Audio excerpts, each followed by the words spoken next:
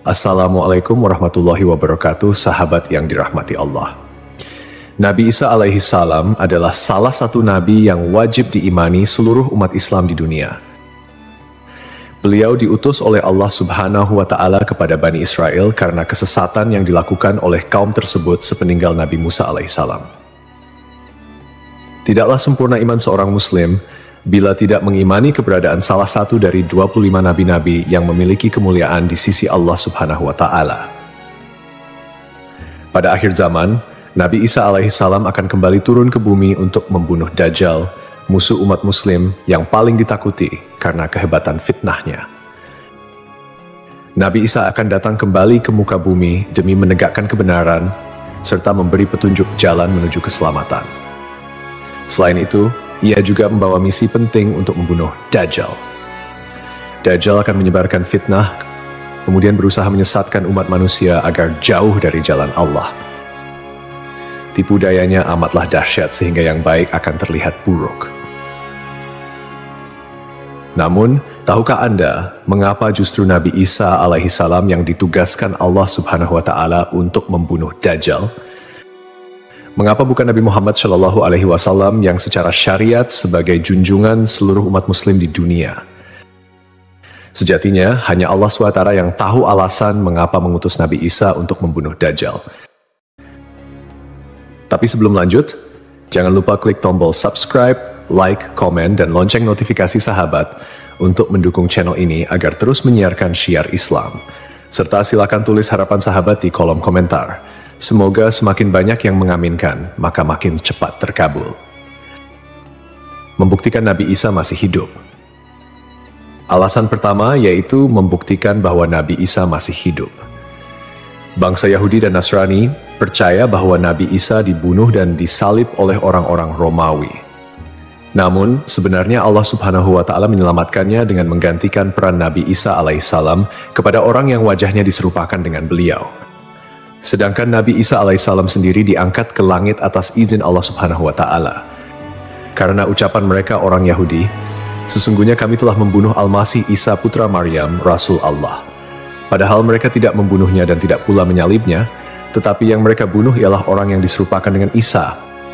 Ini sesuai dengan Al-Quran surat An-Nisa ayat 159 yang artinya, tidak ada seorang pun dari ahli kitab kecuali akan beriman kepadanya Isa sebelum kematiannya. Dan di hari kiamat nanti, Isa itu akan menjadi saksi terhadap mereka. Hal ini membuktikan bahwa tuduhan bahwa Nabi Isa telah disalib oleh kaum Yahudi adalah salah. Sebab selama ini kaum kafir mempercayai bahwa Nabi Isa sudah wafat. Sementara Allah menegaskan dalam firman-Nya bahwa Nabi Isa telah diangkat ke langit sebelum kaum Yahudi membunuhnya. Di hari akhir, Dajjal muncul dengan segala tipu dayanya, kemudian dibaiat oleh kaum Yahudi. Kaum Yahudi juga bersedia menjadi bala tentaranya dengan keinginan membalas dendam terhadap kaum muslimin. Kemudian Allah menurunkan Nabi Isa yang menurut mereka sudah mereka bunuh di masa lalu. Allah menolong Nabi Isa sehingga berhasil membunuh Dajjal dan mengalahkan bala tentaranya. Di masa itu, mereka sama sekali tidak bisa lolos. Bahkan jika ada seorang Yahudi yang bersembunyi di balik pohon, batu, atau dinding, maka benda-benda itu akan berseru, "Di sini ada orang Yahudi." Dekat dengan Nabi Muhammad. Salah satu nabi yang memiliki kedekatan khusus dengan Nabi Muhammad adalah Nabi Isa. Aku adalah manusia yang paling dekat dengan Isa bin Maryam. Antara zaman kami berdua tidak ada nabi yang memisahkan. Selain itu, Nabi Isa sendiri pernah berdoa kepada Allah Subhanahu wa Ta'ala untuk dijadikan umat Nabi Muhammad. Oleh sebab itu, Nabi Isa diturunkan ke bumi untuk menjadi umat Nabi Muhammad. Pasalnya, berita tentang keistimewaan Rasulullah Shallallahu Alaihi Wasallam memang sudah diketahui pada zaman Nabi Isa. Hal tersebut diterangkan di dalam Injil sesuai surat Al-Fath ayat 29. Nabi Muhammad adalah utusan Allah dan orang-orang yang bersama dengan dia bersikap keras terhadap orang-orang kafir yang bersikap memusuhi, tetapi berkasih sayang sesama mereka. Itu adalah sifat-sifat mereka yang diungkapkan dalam Taurat dan Injil. Yakni seperti benih yang mengeluarkan tunasnya, kemudian tunas itu makin kuat, lalu menjadi besar dan tumbuh di atas batangnya. Tanaman itu menyenangkan hati orang yang menanamnya. Keadaan mereka diumpamakan seperti itu. Karena Allah hendak membuat marah orang-orang kafir. Allah menjanjikan kepada orang-orang yang beriman dan mengerjakan kebajikan di antara mereka ampunan dan pahala yang besar. Nabi Isa alaihissalam kembali turun ke bumi diyakini akan menegaskan kebenaran dari ajaran Nabi Muhammad SAW. Tidak bisa dipungkiri bahwa saat ini banyak umat Nabi Isa yang tidak menerima ajaran Nabi Muhammad SAW. Padahal Nabi Isa alaihissalam merupakan pengikut dari Rasulullah SAW. Al-Baghawi menceritakan dalam tafsirnya bahwa ketika Isa alaihissalam mendatangi Baitul Maqdis, di mana orang-orang sedang bersiap salat asar, maka imam di masjid itu mundur dan menyuruh Isa untuk maju. Namun Nabi Isa enggan dan ia tetap salat di belakang imam dengan syariat Nabi Muhammad SAW. Menjalankan kewajiban jihad. Menjalankan kewajiban jihad sebagai kaum muslimin adalah tugas yang penting. Maka Nabi Isa diturunkan ke bumi untuk menjadi umat Nabi Muhammad. Keistimewaan Nabi Muhammad memang sudah diketahui sejak masa Nabi Isa dan diterangkan di dalam Injil sesuai surat Al-Fath ayat 29, yang artinya, Muhammad adalah utusan Allah dan orang-orang yang bersama dengan dia bersikap keras terhadap orang-orang kafir, tetapi berkasih sayang sesama mereka. Kamu melihat mereka ruku dan sujud mencari karunia Allah dan keridhaannya. Pada wajah mereka tampak tanda-tanda bekas sujud. Demikianlah sifat-sifat mereka yang diungkap Taurat dan sifat-sifat mereka yang diungkapkan dalam Injil. Saat Nabi Isa turun ke bumi, Dajjal sudah berada di tengah masyarakat dan memperdaya manusia. Sebagai kaum muslimin, Nabi Isa berkewajiban untuk berjihad melawan Dajjal dan bala tentaranya. Menjalankan kewajiban jihad.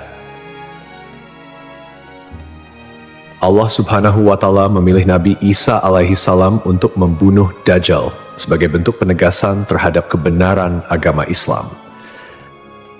Sebagian umat Nabi Isa masih belum menerima ajaran Nabi Muhammad dan masih memandang Nabi Isa sebagai anak Allah Subhanahu wa Ta'ala, walaupun Nabi Isa sendiri menolak klaim tersebut. Nabi Isa sebagai nabi yang jarak paling dekat dengan Nabi Muhammad. Keduanya merupakan tokoh yang unik dalam perjalanan kenabian. Tidak ada nabi yang diutus oleh Allah Subhanahu wa Ta'ala di antara masa hidup Nabi Isa dan Nabi Muhammad. Oleh karena itu, Allah Subhanahu wa Ta'ala mengutus Nabi Isa untuk membunuh Dajjal dan menghapus seluruh agama selain Islam. Tujuannya agar umat Nabi Isa menyadari kesesatan pandangan mereka dan beriman kepada Allah Subhanahu wa Ta'ala serta Nabi Muhammad sebagai nabi terakhir. Tindakan ini juga menggambarkan bahwa agama Islam adalah agama yang benar dan sempurna, mengintegrasikan ajaran-ajaran para nabi dari sebelumnya. Agama Islam sebagai agama rahmatan lil alamin yang membawa kedamaian, keadilan, dan kesejahteraan bagi seluruh makhluk.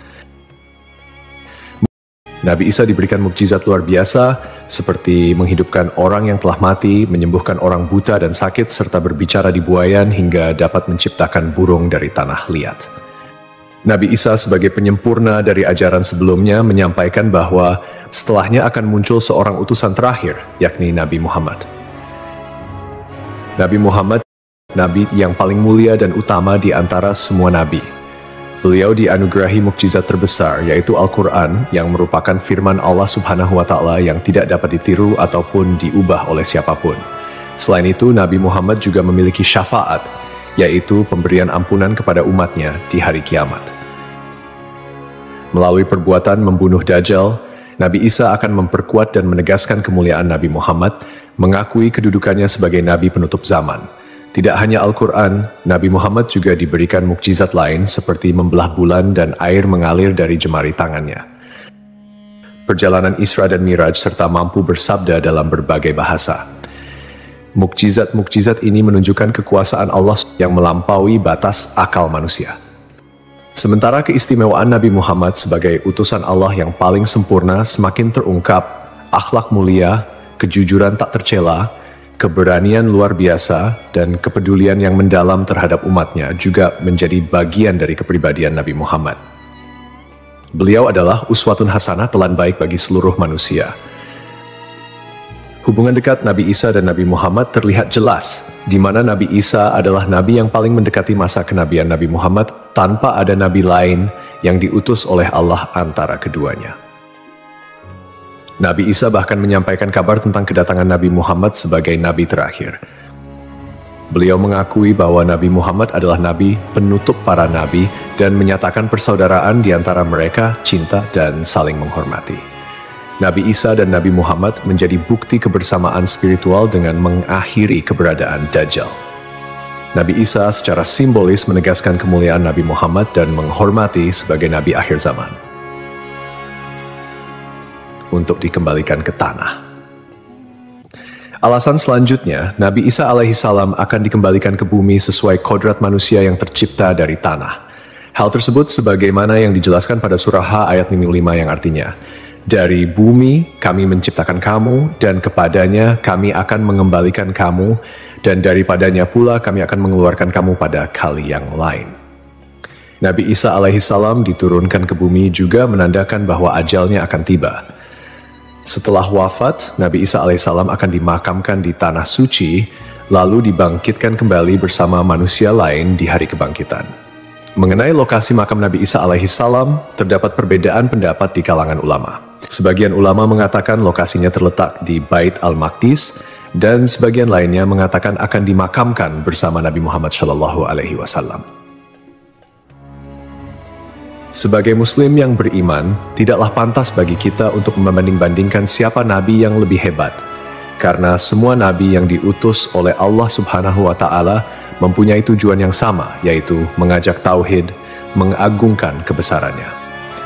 Nabi Isa alaihissalam selain ditugaskan Allah Subhanahu wa Ta'ala untuk membunuh Dajjal pada akhir zaman, ternyata beliau juga akan memiliki tugas dan maksud tertentu yang pada intinya adalah menegaskan ajaran yang dibawa oleh Nabi Muhammad SAW kepada seluruh manusia yang ada di dunia.